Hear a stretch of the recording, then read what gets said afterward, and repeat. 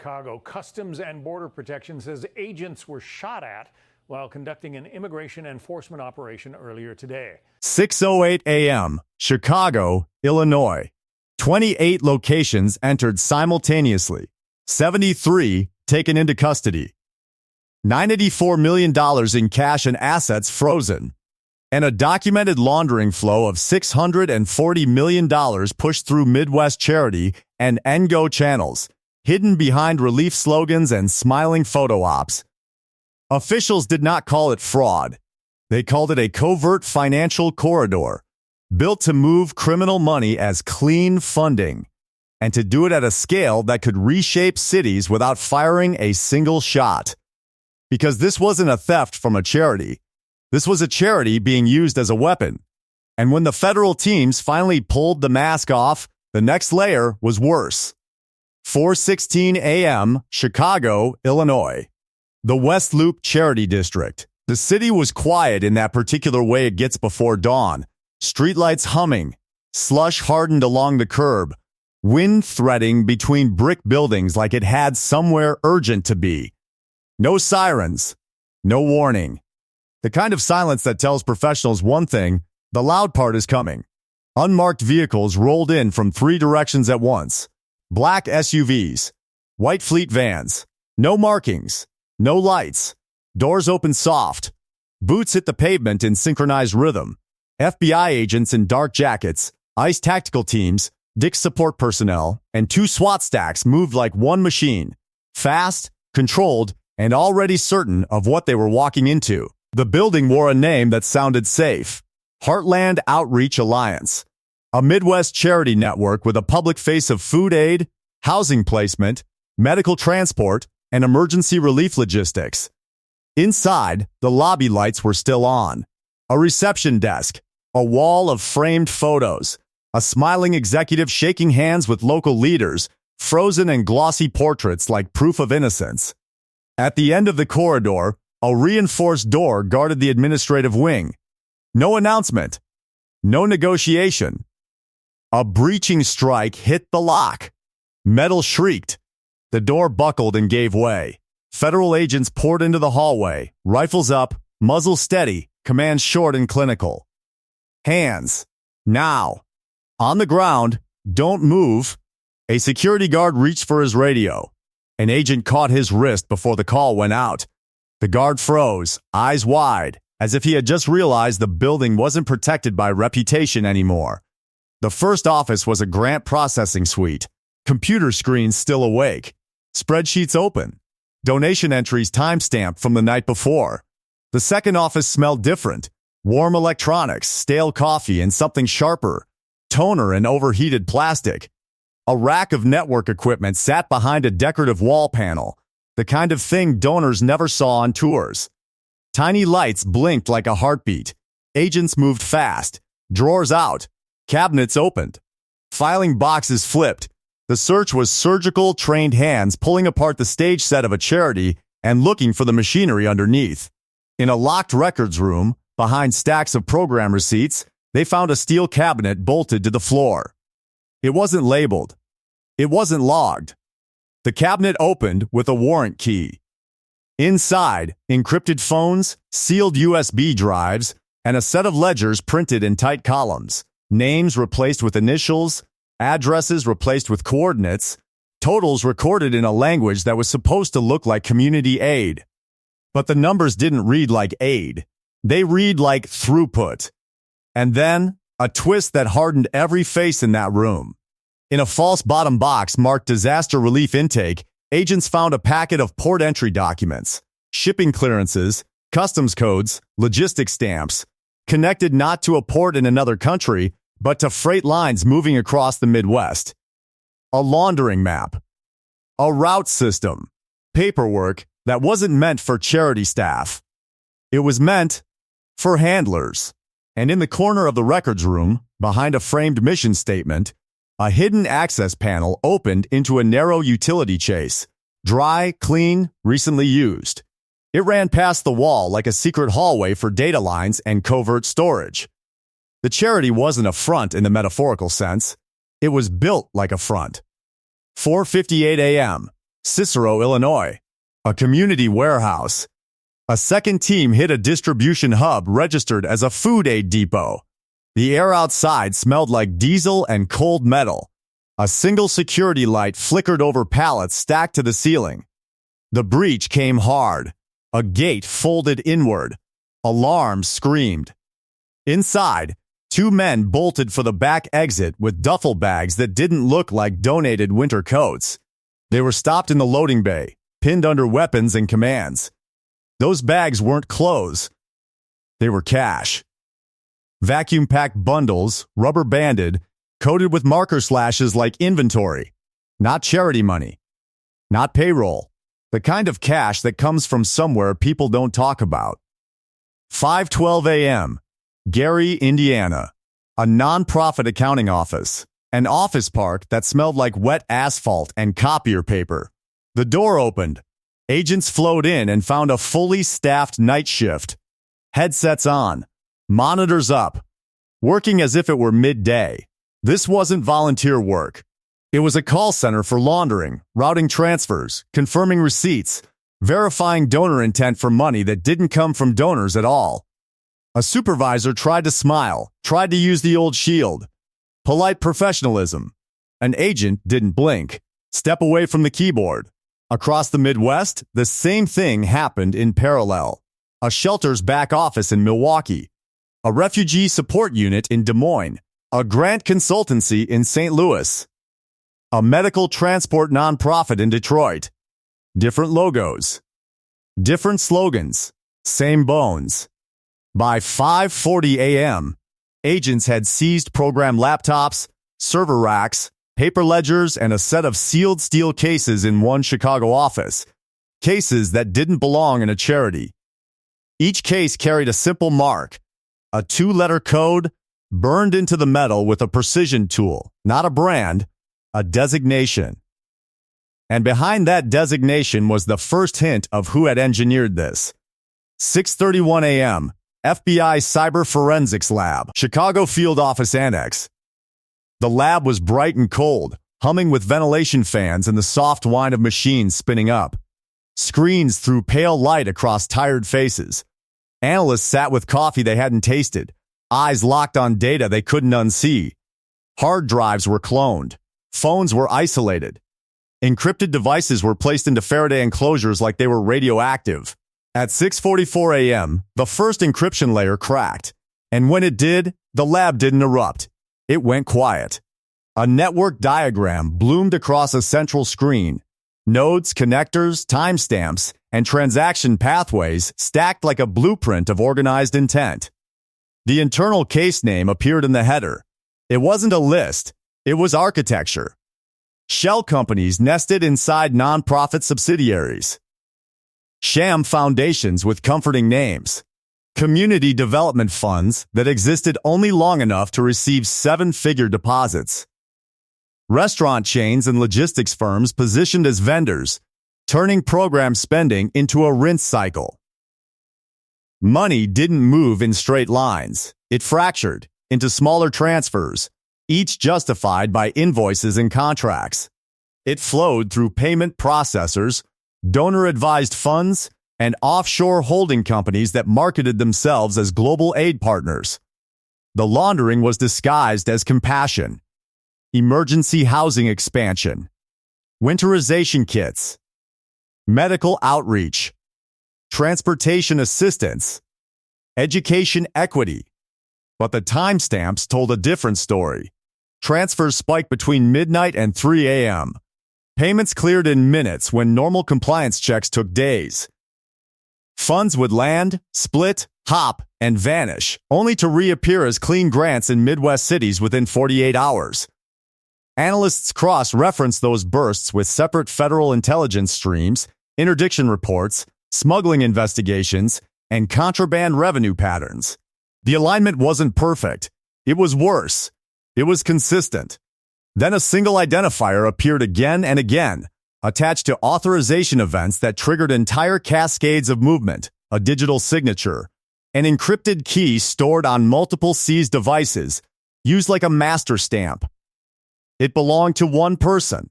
Publicly, Elias Merrow was a celebrated nonprofit executive, director of Heartland Outreach Alliance, a man photographed beside donation trucks and ribbon cuttings, a man who spoke in warm phrases about dignity and service.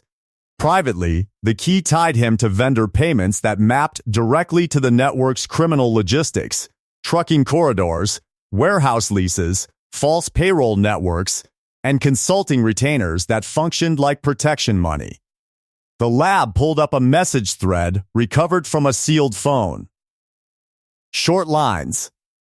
No emotion. Route open. Compliance cleared. Move the package under program spend. Keep it humanitarian. This was not corruption. It was command-level collusion. This was not negligence. It was engineered betrayal, built into paperwork and signed with a smile. At 7:26 a.m., a senior analyst stared at the diagram and said the part nobody wanted to say out loud. This system wasn't infiltrated, it was designed, and Operation Prairie Veil was just beginning. 3:52 a.m., the next morning. Federal Command Center, Northern Illinois. The room smelled like stale coffee and printer toner. A giant digital map dominated the wall. Midwest highways and city grids with pulsing red markers that looked like infection spreading. Each marker represented a node in Merrow's network, offices, warehouses, shell corporations, donor conduits, vendor hubs. There were dozens. Chicago, Milwaukee, Detroit, Indianapolis, St. Louis, Minneapolis, Cleveland, Kansas City. And as the map zoomed out, more dots appeared, lines reaching toward ports, airports, and border crossings where the money didn't just wash. It moved. A unified mission order was issued in clipped language. Over 1,100 federal personnel involved across agencies, dozens of SWAT teams and tactical units, aviation support for surveillance and rapid response, armored vehicles staged for high-risk nodes, financial enforcement teams ready to freeze accounts in real time, mid-transfer. This wasn't a single raid. It was a regional eradication operation, built to hit every pressure point before the network could reroute. 4:11 a.m., Milwaukee, Wisconsin. A youth outreach center. Teams entered and found a back office fortified with steel plating under drywall. Inside, a micro data center, server racks, encrypted radios, and a live dashboard tracking transfers as they happened. It wasn't charity administration. It was a financial operations room. 4:18 a.m., Detroit, Michigan. A medical transport nonprofit. Ambulance vans in the lot. Logos that promised help. In the garage, hidden compartments inside transport vehicles and crates of forged documents. A side room contained stacks of prepaid phones and burner SIM cards packaged like supplies. 4:25 a.m., Indianapolis, Indiana. A grant consultancy. Agents breached and found printed spreadsheets labeled donor segmentation. The segmentation wasn't donors. It was handlers, names coded, payment thresholds, and a list of trusted sign-offs tied to specific agencies and municipal offices. 4:33 a.m., St. Louis, Missouri. A warehouse registered as disaster relief storage. Inside, pallets of boxed aid kits arranged like a set. But the weight was wrong. Under false packaging, vacuum-sealed narcotics bundles, smaller than port seizures, but large enough to poison a region. Heroin, fentanyl pills, methamphetamine packaged as medical supply units, not for distribution by charity, for distribution by a criminal supply chain. 4:41 a.m., Chicago suburbs. A luxury residence tied to Elias Merrow's private holding company. The home was silent. Stone exterior, heated driveway, security cameras watching a world he believed he controlled. Agents hit the perimeter. Entry was fast. A door gave way. Lights snapped on. Merrow was found in an office in the back of the house, dressed like he expected to be respected, collared shirt, calm posture, a man trained to speak as if everything he touched was legitimate. On the desk, a laptop mid-session, showing a transfer window and a charitable foundation's name. In a safe behind a bookshelf, a second set of books, ledgers that didn't even pretend to be humanitarian, vendor lists that matched the network map, payment schedules, contingency pay lines, and a sealed envelope with a list of names titled simply, Leaks. By 10:06 a.m., the first operational summary was delivered, additional drugs seized, weapons recovered at multiple nodes, vehicles confiscated, server farms secured, and key personnel in custody. The underworld took more damage in 6 hours than it had taken in the last 6 years. But then the investigation did what it always does when the surface breaks. It looked inward. 11:22 a.m., an evidence review room. Chicago. Investigators lined up seized devices like recovered organs, server logs, transaction histories, internal emails, vendor contracts, payroll rosters. And then the pattern emerged. The infiltration wasn't just in charities. It was inside the systems meant to regulate them. At least 37 officials and employees across different layers were flagged for suspicious financial ties, municipal procurement staff, regulatory clerks, a handful of law enforcement personnel who had accessed sensitive schedules, and 2 court-connected intermediaries who helped smooth paperwork. Problems. Payments weren't always bribes in cash. They were consulting fees, speaking honorariums, real estate investments. Family members hired at inflated salaries for no-show positions. The network didn't need a secret police force in uniform. It built a parallel enforcement system in spreadsheets. Border-adjacent way stations went offline for maintenance on nights certain convoys moved. Traffic enforcement patterns shifted away from specific routes for no clear reason. Grant audits were postponed at the exact moment they should have hit hardest. An honest investigator, one who had worked public corruption cases for years, stared at an internal calendar leak and said quietly, "They were reading our playbook. Not because they were geniuses, because someone inside was handing it to them." Arrests followed, not with spectacle, but with grim efficiency. A senior logistics planner from a city program office, a deputy director at a regional grant authority, a private compliance consultant who had been signing approvals like a stamp machine. Badges came off. Access cards were cut. The betrayal didn't scream, it just settled. And as the files grew, the conclusion sharpened. This wasn't one charity executive exploiting the system. This was the system being used to protect a laundering empire. The badge would not be fixed. It would be rebuilt, layer by layer, from the ground up. When the map expanded beyond Chicago, the story darkened further. The Midwest network was not isolated.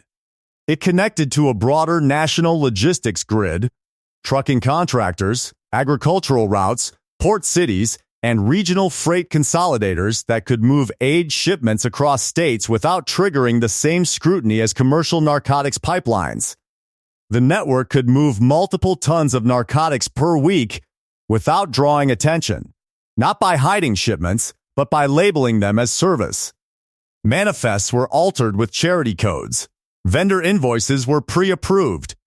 Audits were neutralized with paperwork floods designed to exhaust reviewers. Human smuggling and migrant exploitation appeared in the margins, not as the headline product, but as leverage.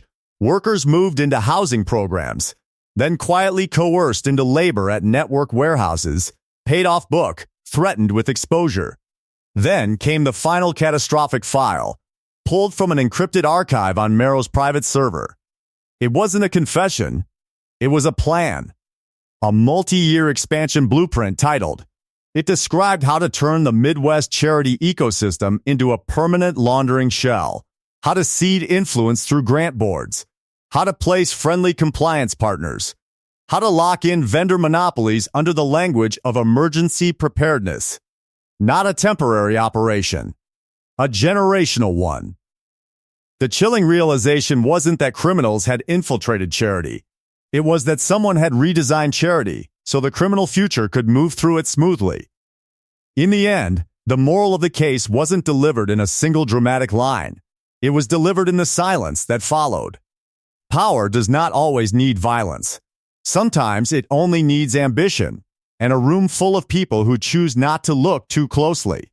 Because the cost of laundering isn't just dollars and charts. It's neighborhoods hollowed out by heroin, families shattered by fentanyl pills, lives erased by methamphetamine cycles that don't end cleanly. It's trust broken in the very institutions that people turn to when they're desperate.